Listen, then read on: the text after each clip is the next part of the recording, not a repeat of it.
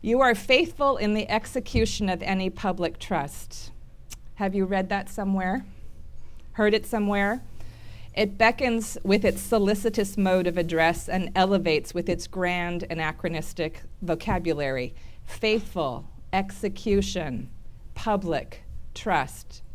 It's a phrase that belongs on a plaque or engraved in a stone or government building. It might be embedded in the script of a ceremony performed by a designated official. It's present tense, you are. That could be projective or commemorative, descriptive or performative. Perhaps the faithfulness of the you is in question. You are going to be faithful. You will. You are. It could be that the question is being addressed to someone who's about to be tested by the path ahead, or perhaps that faithfulness has actually been demonstrated, and it's being honored by a ritual speech act. In fact, I found the phrase on a fortune cookie, imprinted on a tiny piece of paper that I have attached to my office door at UC Berkeley, University of California, Berkeley. It's been there on my door for almost a decade, ruffling at the corners around yellowing tape, affixed to a door inside a building that was designed by by the architect of California's first public university. So it's a very old building, or old by United States standards. Over 100 years old. It preceded the founding of the free speech movement at Berkeley, which celebrated its 50th anniversary a year and a half ago. The furnace of this building is loud. Its pipes are fragile. The building isn't accessible to the disabled because it hasn't been renovated to be. The maintenance of this building has been deferred, we say, as has California's historic commitment to public education. One could say that public trust has been violated, but one could also ask if the public cared to maintain the trust. One could ask if such trust is something that the public knew was theirs. Am I producing the problem? I can't get this to work on my ears, so. You want to do a handheld? Okay. So I open with this paean to a fortune cookie to remind myself that messages of grand and grave importance can be found in the smallest of things. They can be found in the odd and unequal global economies that resulted in the appearance of that fortune cookie. Am I loud enough? That resulted in the appearance of that fortune cookie in a Chinese restaurant in the United States, in the rip of the plastic and the crackle of the stale cookie opened after a Chinese dinner, a Chinese supper. It might not have been a first supper. Again, I'm here to find out what the first supper might be. But what to make of this public reminder, this public calling to invoke a conference that some of you might have been at today? What does it mean to be faithful in the execution of any public trust? I keep this small thing and I've attached it to my office door in order to remind myself of the question, and I find that I have new ways of asking the question and new kinds of answers almost every year. So today I'm asking what this prophecy or this declaration or this admonition means today. I'm asking it having just visited the United Kingdom last week, which is in the throes of Brexiting. I'm asking it in Norway, the land of kroner and oil and European economic associations and of purportedly progressive social welfare systems. I'm asking it less than a week before my home country will choose a next president and choose between a megalomaniac with little to no sense of public service who also has mobilized an email controversy to question the public trustworthiness of Hillary Clinton. And Brian's already elaborated on that choice, and we need say no more. So I'm here in Europe from the United States once again to discuss issues of art and activism, to think about aesthetics and political change. And I do so as someone who hails from a country who prides itself in public distrust. Indeed, a country for whom public distrust is arguably part of our national identity. The United States might be the last place many in Europe would look for models of public trust. And I would say it's not only because our politicians are untrustworthy or in need of whistleblowing, as was discussed perhaps today. But also because for so many of them turn to non-public solutions to public problems. And that's the emphasis that I want to give to that phrase today. When we speak of the neoliberalization of the welfare state or the privatization of healthcare or a for-profit education, we know we might as well be speaking of the Americanization of public systems. In my own work, I've written a great deal about the habit within the United States and elsewhere of repressing our dependency on public systems, a habit that can, in my opinion, skew what we understand left resistance or radical practice to be. Teaching at UC Berkeley and at the home of the free speech movement, I think a lot about what it might be not only to be distrustful of public systems, but also what it might be to cultivate trust, and wonder where that kind of radical practice might be. So in conferences at European countries, I often find myself being careful of my position, because I don't think of my country as necessarily having that much to offer when it comes to social models. But today we're at First Supper, and I'm still trying to figure out what that is. I understand from your website that this is generally a platform that explores art, activism, and feminism. And I understand that this particular evening was focused on strategies with the media. The call for this meeting notes that some activist artists, quote, respond to this situation, as I think Brian also recounted, by embracing new media and its dynamics of clickable actions and events. Others respond by withdrawing from the media circus, aiming instead to work on a micro level, in the shadows or in anonymity. So this call continues by invoking, interestingly, one of the most important voices of Black feminism of the 20th century, Audre Lorde, who famously warned that the master's tools will never dismantle the master's house. And the quote continues, "They may allow us temporarily to beat him at his own game, but they will never enable us to bring about genuine change." Our conveners have asked, is she correct? Are we trapped within Are we trapped within the monster's stomach, or provided with new possibilities for dismantling and disclosing injustice and abuse? So these are huge questions, bigger than ones that I'll be able to answer, but I'm moved by the question in part because of its invocation of Audre Lorde, who was, for me, such an influential teacher and thinker and model citizen for me when I first entered college and when I began to pursue arts and social change thereafter. So it's poignant for me to have Audre Lorde invoked and recalled here in 2016 and in Norway. Thank you.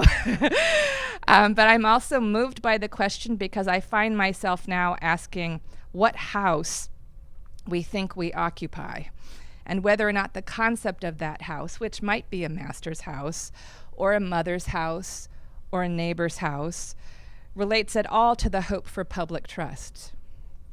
I find myself lately much less interested in dismantling these days, and much more interested in repairing the leaky plumbing of my public school and its old buildings.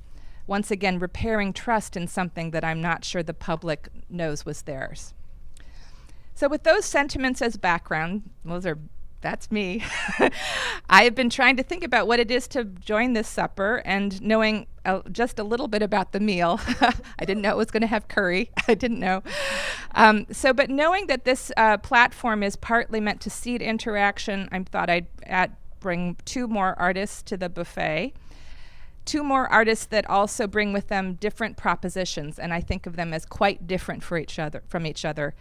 But for me, they practice different feminist trajectories. One is the Berlin-based artist Hito Sterile, and the other, the Brooklyn-based artist Paul Ramirez Jonas. The first artist is going to help me think about visibility and the legacies of and feminist questions around visibility. And the second around relationality, which is for me a slightly different feminist pursuit. And and also one that brings us back, I think, to what it means to execute a public trust. All right, so here's some really different fare for you. This is Hito.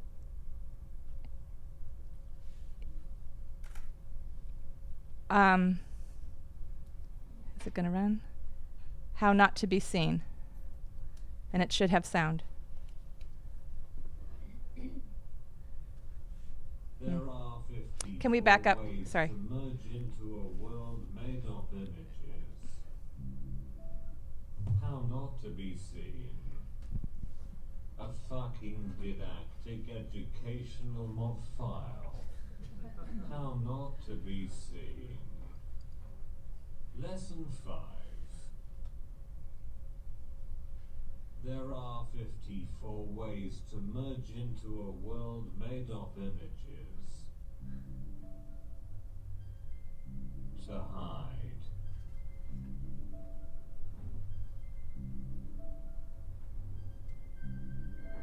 To remove.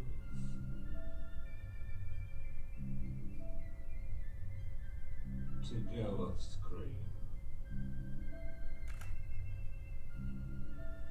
To disappear.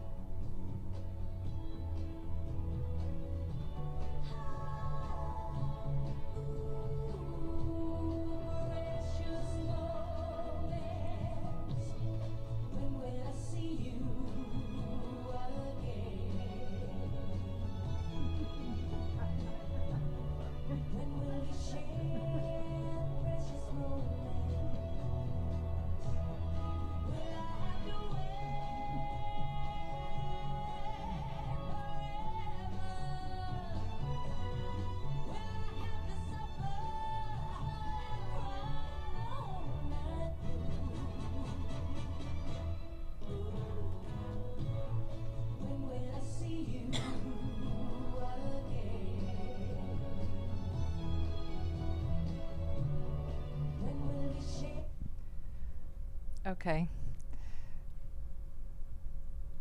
Okay, so trust in images. That's How Not to Be Seen, a fucking didactic educational MOV file. To hide, to remove, to go off screen, to disappear, to not be seen. This is an artist who is interested in politics, but I would say an artist who doesn't seem that interested in truth. So it's her politics I'm interested in exploring.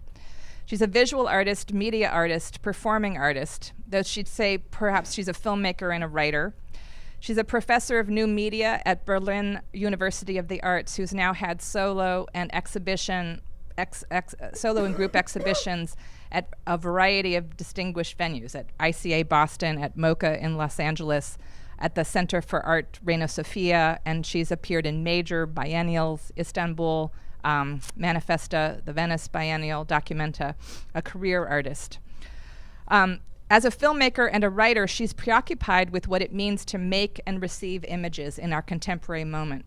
Her work, including pieces like like How Not to Be Seen, or Free Fall, or Liquidity, Inc., which explores capital, global circulation of capital, or Factory of the Sun, or How Not to Be Seen, are constant meditations on the production of images, or what she would call post-production, where post-production occurs not in a quiet video editing studio, but in a globalized field of consumption and dissemination across the servers of the world. She calls this field, and this is what she's most interested in exploring, circulationism. In coining this word, she sees it as a contemporary counterpoint to Soviet productivism. So circulationism, she calls when the Soviet avant-garde of the 20th century called productivism, that claimed that art should enter production in the factory, that could now be replaced by circulationism. So it's a proposition she's putting out for us. Circulationism is not about the art of making an image, but of post-producing it, launching, and accelerating it. It is about the public relations of images across social networks, about advertisement and alienation, and about being as suavely vacuous as possible. So, in her view, we now occupy a landscape of collective post-production, a kind of global crowdsourced post-production where we're accessing and mixing and hybridizing images from everywhere, sending them out to space and back down to Earth in an odd and strange assembly. I first encountered How Not to Be Seen as a video installation made for a gallery setting, where the apparatus of the gallery provided the conditions for viewing. Indeed, cinema making in this structure has a kind of sculptural quality. The green squares, green screens, and tripod-like displays occupy the object world here. Both in the video and in the gallery floor, she recreates the grid-like ground of a bomb testing site, where the grid there provides an image on which a drone can focus so that it can hit its target. Hito has been heralded by the art world as an activist media art genius, and we can ask what it means to balance the current success of this career with her activist sensibilities. But I offer this work as a way to consider the possibilities of invisibility, or what conveners called anonymity, perhaps, within, indeed while participating in, a world of media saturation. Can a work of such ambiguous intelligibility and this empty visual pleasure be political? If it can, Hito would say that it comes from a recognition of the limits of prior activist practices of representation. Hito was, like me, a student of feminism and a student of cultural studies in the 90s. And she and I both, I see her education, she talks about her education, it was the same one I had. We were both told early on that access to the tools of representation would provide access to empowerment. Visibility would equal power. Of course, we saw the limits of that proposal in images of female or racial empowerment that now have been appropriated as marketing campaigns for clothing and sporting goods. There's no easy silver bullet between visibility and power. Whether or not she read Audre Lorde, much of her writing recounts this early training and also a growing suspicion about the relation between visibility and power. So many activist artists occupy this fraught and difficult position. Some have sought alternative visibilities. People like the Yes Men, who I've heard you encountered yesterday, or Brian showed Reverend Billy Talon was up there very briefly, are examples to me of artists, activist artists who use parodic forms, who mimic dominant imagery, using the untrustworthiness of the media landscape against itself to some degree. So it's a kind of parodic process, and I heard that earlier today at Public Calling there was also a parodic replay of corporate power. That is a certain way of trying to deal with visibility, with the lack of power, the lack of equation between power and visibility, and to try to turn against itself. I'm very interested myself in artists who do that.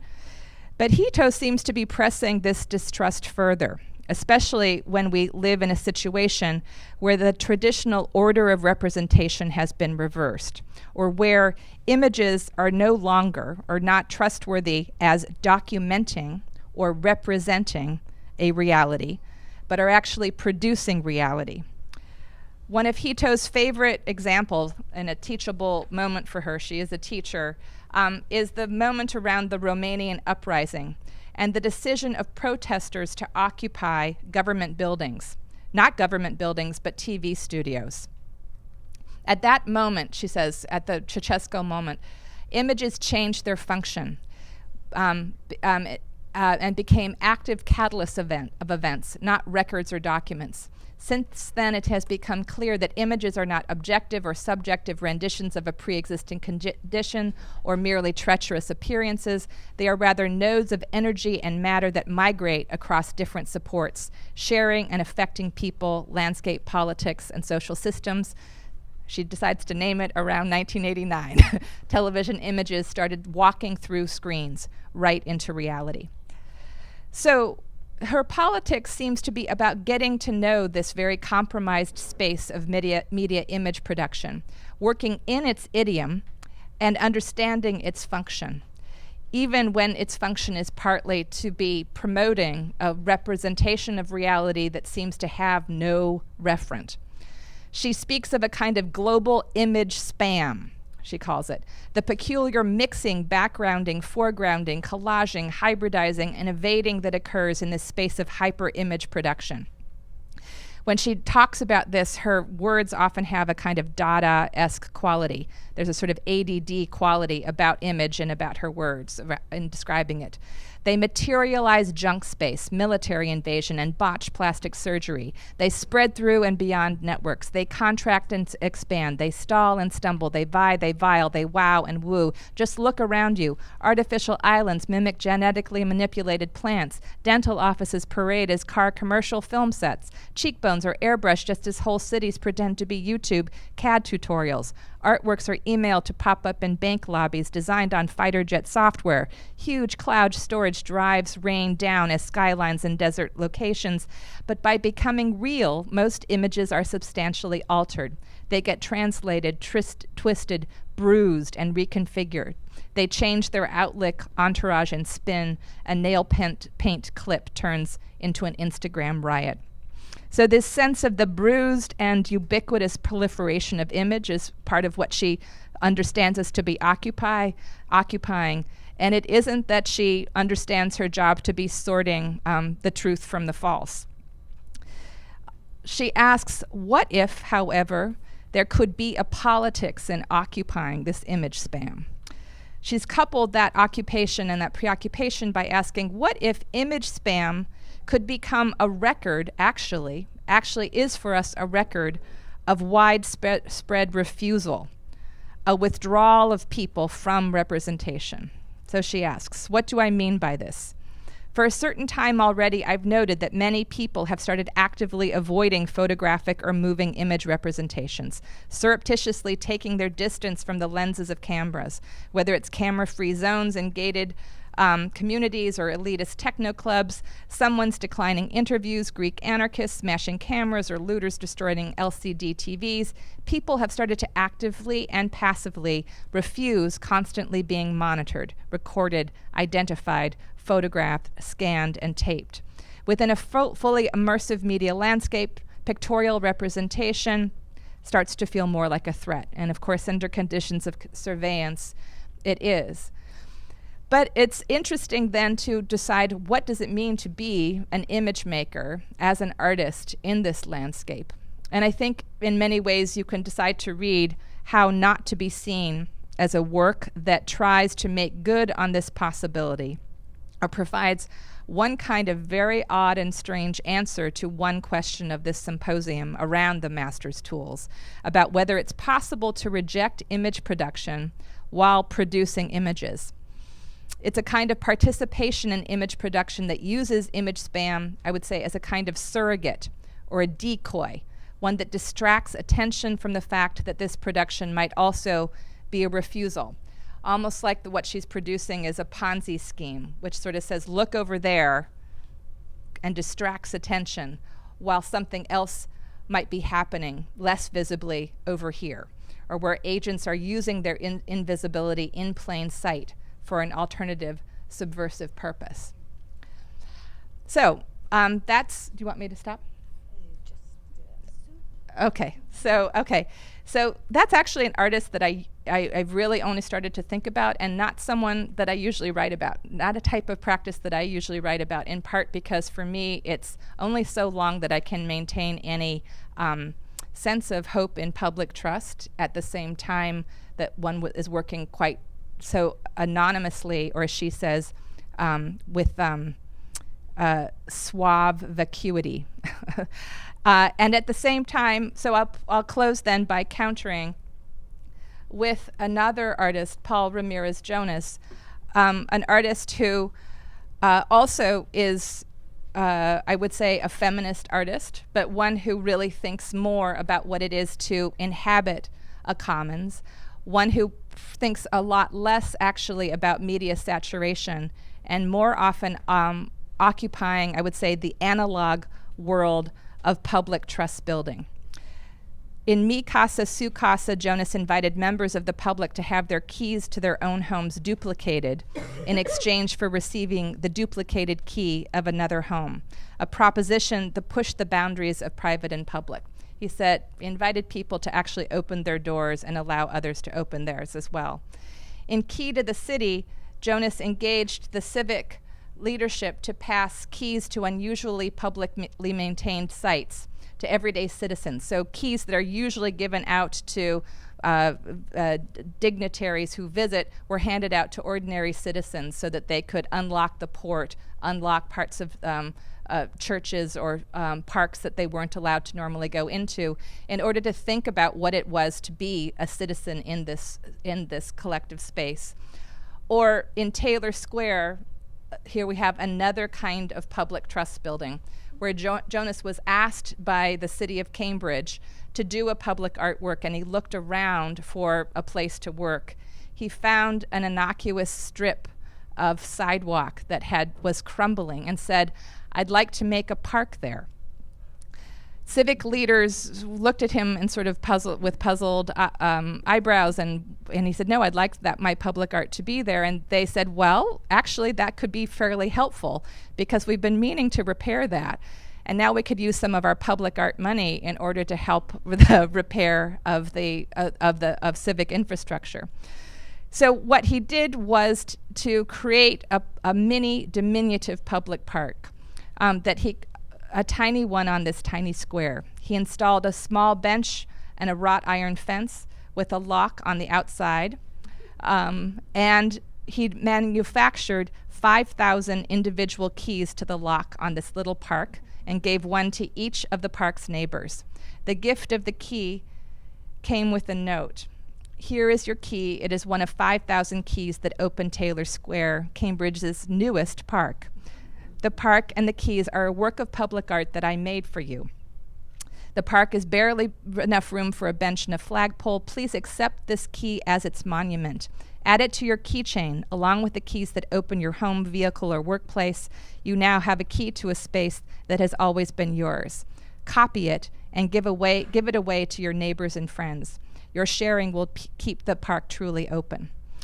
So to me, this is one of these moments where a kind of small thing could invoke a big thing, like my fortune cookie, where the deployment of a diminutive park with its tiny key could open up a question about what it is to be public, and what it is to be part of a commons. The key phrases for me are, this is a space that has always been yours, whether you knew it or not, and that in copying it, you extend access, potentially infinitely, while also thinking about what it is to access at all.